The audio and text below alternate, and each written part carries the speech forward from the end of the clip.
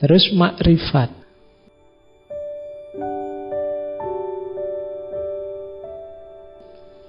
Imam Junaid punya definisi yang berbeda tentang makrifat. Selama ini kan kita mendefinisikan makrifat itu kondisi jiwa yang tahu segalanya karena anugerah dari Allah. Makrifat itu adalah kondisi jiwa yang sadar akan ketidaktahuannya setelah dia mendapat anugerah pengetahuan dari Allah.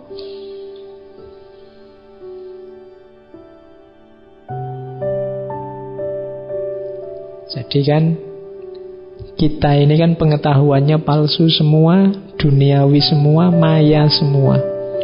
Kemudian kita membersihkan diri, melakukan riyadhah, mujahadah, kemudian Allah melimpahkan ilmunya yang sejati dalam diri kita. Begitu Allah melimpahkan ilmunya yang sejati dalam diri kita, kita baru sadar selama ini betapa bodohnya kita. Itulah makrifat.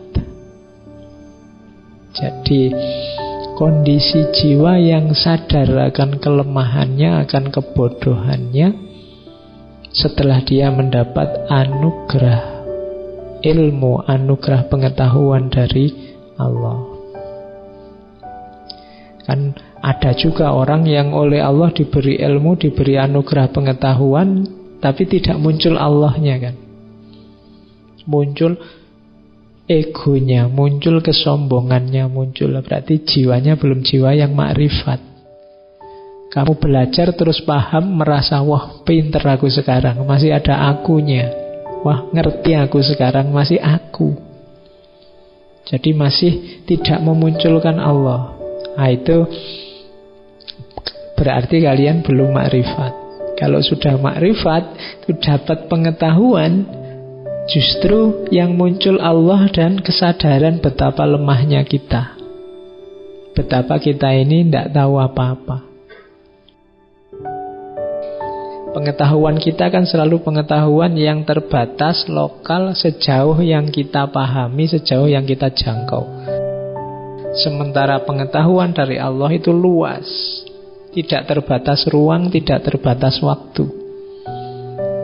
Ketika Nabi Khidir membunuh seorang anak kecil, itu kan dengan pengetahuannya Nabi Musa yang terbatas dalam ruang dan waktu saat itu kejahatan.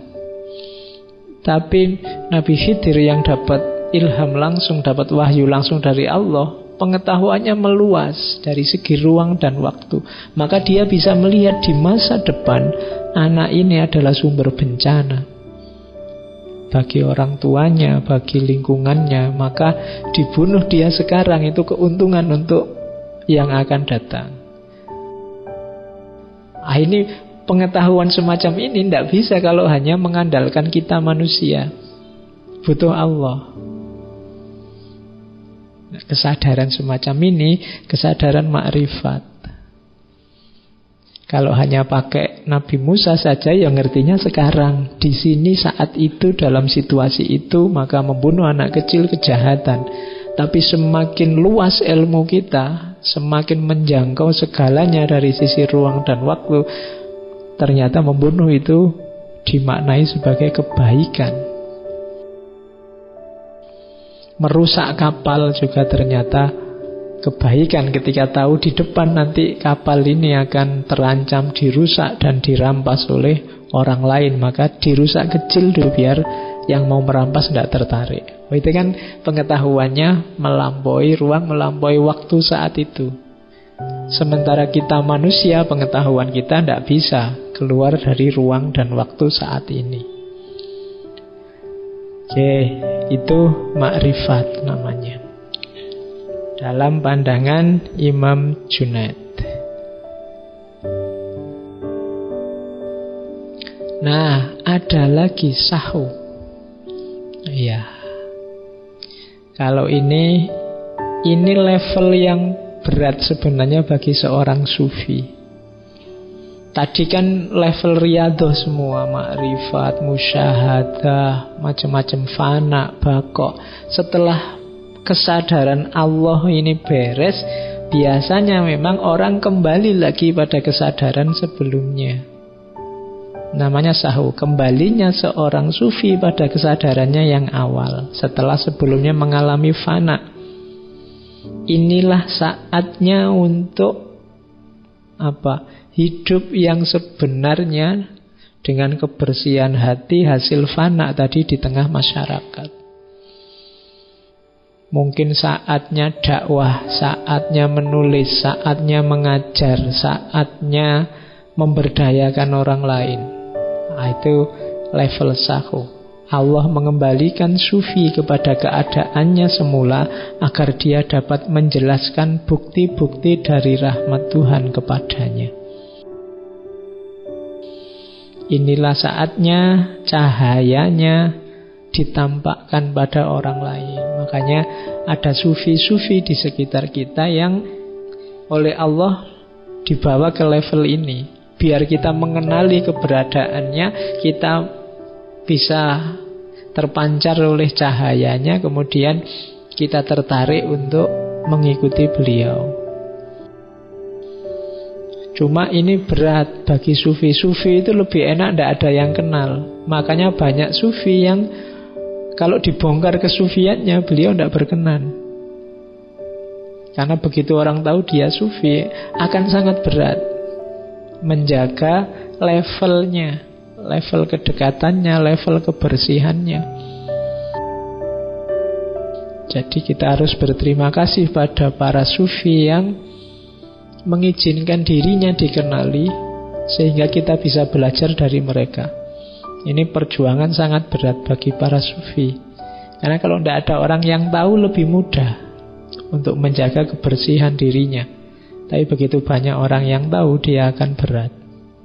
Nah, ini level sahu, makom sahu.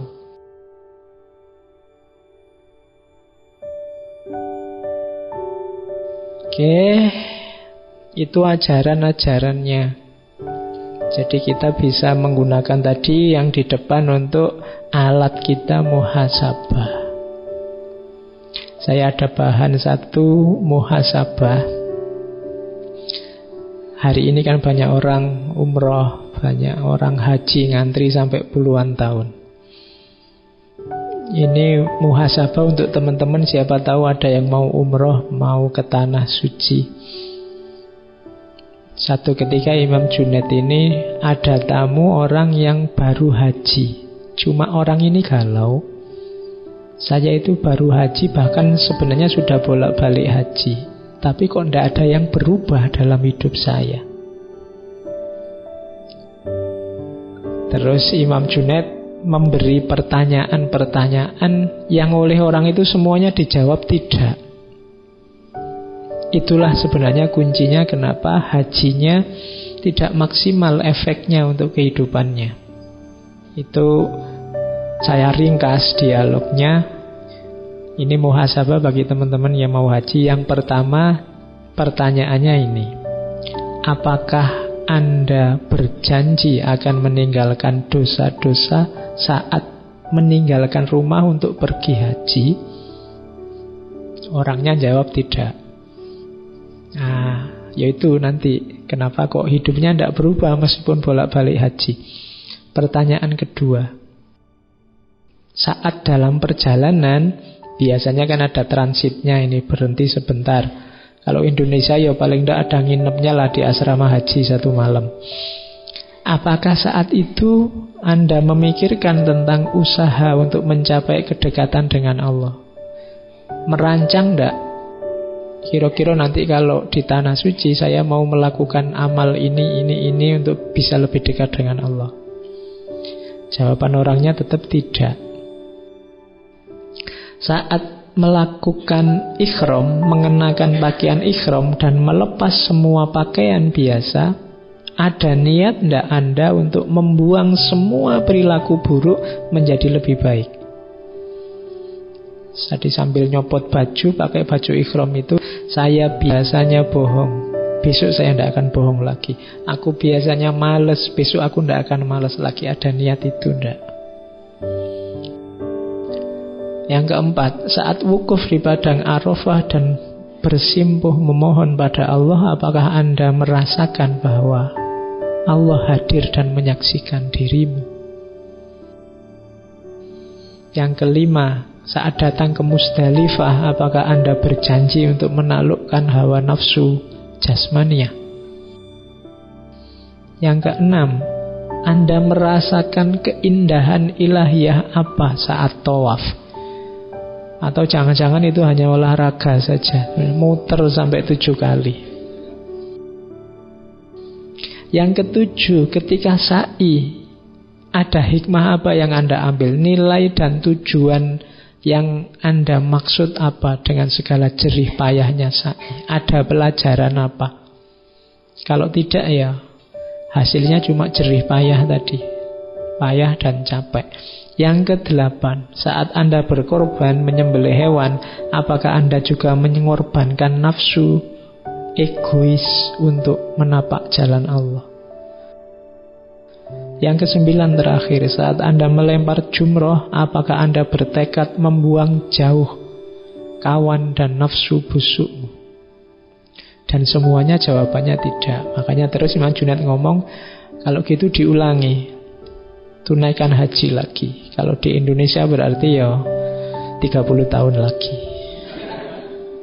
ya. Tapi kalau umroh ya bolak-balik. Ini contoh muhasabah. Eman-eman, kalau kita kan jauh, bayarnya mahal, ngantrinya panjang. Haji harus membawa efek individual dan sosial, peningkatan kualitas individual dan juga kualitas sosial di level ruhaniyah. Kalian simpan ini, siapa tahu sebentar lagi ada yang berangkat umroh. Oke, ada beberapa cerita, saya tidak tahu nyampe enggak waktunya. Ini cerita ketika Imam Junaid harus memutuskan hukuman untuk Abu Mansur Al-Hallaj. Jadi Imam Junaid ini kan gurunya Al-Hallaj, tapi sekaligus beliau Qadil Qudot, kepala Qadi. Kalau di Indonesia tidak ada Qadi. Jadi saat itu Khalifah Al-Muqtadir jadi bermaksud untuk mengeksekusi Al-Hallaj. Cuma beliau tidak berani mengeksekusi Al-Hallaj sebelum ada izin dari Imam Junaid. Berkali-kali mengirim surat pada Imam Junaid, dikembalikan. Sampai 6 kali suratnya kembali. Baru di surat yang ke-7 sambil disertai permohonan yang sangat, karena ini masyarakat sudah sangat resah, kekacauan di mana-mana. Akhirnya di surat yang ke-7 dijawab oleh Imam Junaid, menurut hukum syariat Mansur Al-Hallaj dapat dihukum mati, tetapi menurut hakikat hanya Allah yang tahu. Jadi jawabannya itu. Ini nanti dijadikan dasar oleh Al-Muqtadir Billah untuk mengeksekusi Al-Hallaj. Jadi ini pertimbangan kemaslahatan sosial syariat. Saat itu hakikat Allah yang tahu. Nah, itu kalau ada yang tanya. Jadi bagaimana surat itu kembali sampai 6 kali dan baru yang dijawab. Kemudian ini juga kisah bagus, mungkin penting untuk kita hari ini. Ada orang tanya begini, pada masa sekarang ini semakin sedikit dan sulit menemukan saudara-saudara seagama. Kalian mungkin hari ini kan lebih sering berselisih dengan orang satu agamamu. Jawabannya Junaid, jika engkau menghendaki orang untuk memikul bebanmu, maka orang-orang seperti itu memang sulit dan sedikit. Tetapi jika engkau menghendaki orang untuk ikut memikul bebannya, maka orang seperti itu banyak sekali. Jadi kenapa kita hari ini gelisah nyari saudara kok susah, sesama saudara seagama gegeran terus? Kemungkinan mental kita yang keliru. Kita ingin membebankan pikiran kita, membebankan gagasan kita, membebankan keinginan kita pada orang lain. Kita ingin pandangan kita, gagasan kita, keinginan kita dipahami orang lain. Orang lain menginginkan hal yang sama. Akhirnya kita sulit ketemu saudara. Masing-masing kukuh dengan egonya. Kalau ingin banyak saudara, mentalnya dibalik. Jadi, carilah orang untuk engkau bantu mengangkat bebannya. Bukan cari orang untuk membantu mengangkat bebanmu. Untuk kita bantu mengangkat bebannya apa? Berarti kita pahami posisinya, kita pahami situasinya, kita bantu mewujudkan harapan-harapannya. Kalau mental kita semacam ini, kita akan ketemu banyak sekali saudara. Jadi mental ingin membantu, bukan mental menuntut. Nah, kita kembangkan mental membantu tadi, bukan menuntut. Kalau hanya menuntut, lahirnya pasti konflik, masing-masing menuntut. Oke, ini beberapa quotes bagus. Katanya Imam Junaid, seorang fasik yang berakhlak baik lebih aku cintai daripada seorang qori yang berperilaku buruk. Ini isyarat bahwa akhlak itu penting.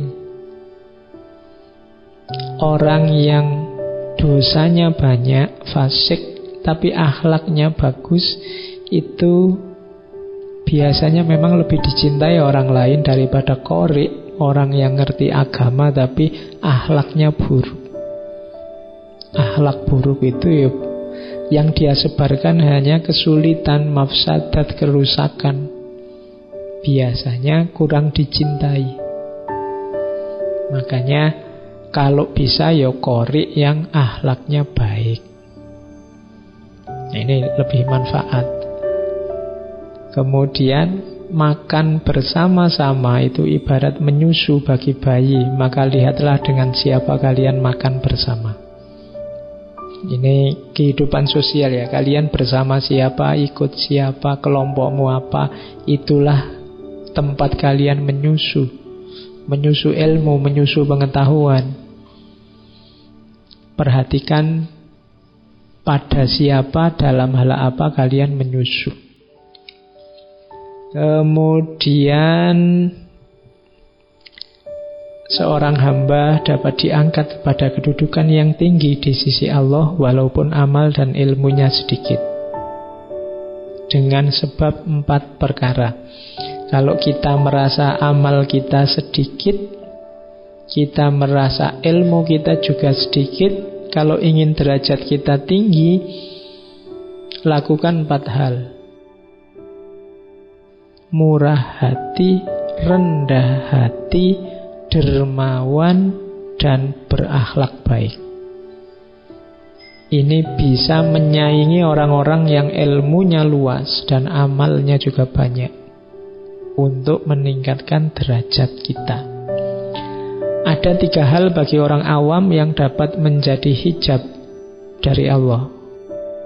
Yang pertama makhluk, yang kedua dunia, yang ketiga nafsu. Tapi kalau orang khawas, hijabnya 3 juga. Yang pertama pamer amal baik, yang kedua mencari pahala, dan yang ketiga pamer nikmat. Jadi saya tidak tahu kita ada di level mana, tapi jangan sampai punya 6-6-nya. Itu kan 3 untuk awam, 3 untuk khawas. Jangan-jangan kita sudah awam pamer lagi. Kalau orang khawas ya ada yang dipamerkan. Kalau kita tidak ada yang dipamerkan, tapi ya nekat pamer. Itu masalah. Oke, nah ini cerita beliau menjelang wafat. Jadi sebelum Imam Junaid wafat hari Jumat tahun 910 Masehi, menjelang wafat Imam Junaid itu dikelilingi oleh sahabat-sahabatnya. Terus beliau sholat sunnah. Cuma karena sakit sholatnya sambil duduk. Sampai kakinya tidak bisa digerakkan lagi. Ada yang sampai ruhnya sudah mulai diangkat dari kaki. Karena sudah tidak bisa bergerak, sahabat-sahabatnya sudahlah diakhiri sholatnya berbaring saja. Terus Imam Junaid berbaring. Tapi ya beliau tidak mau diam, sambil berbaring ngaji Al-Quran. Hafalan pasti beliau hafal Quran. Sampai khatam. Sampai sekali khatam. Diulang lagi cuma sampai surat Al-Baqarah ayat 70 terus diambil oleh Allah. Jadi satu khataman plus 70 ayat surat Al-Baqarah. Jadi sholat sunnah bolak-balik ditambah sekali khatam plus 70 ayat surat Al-Baqarah. Itu sebelum beliau meninggal.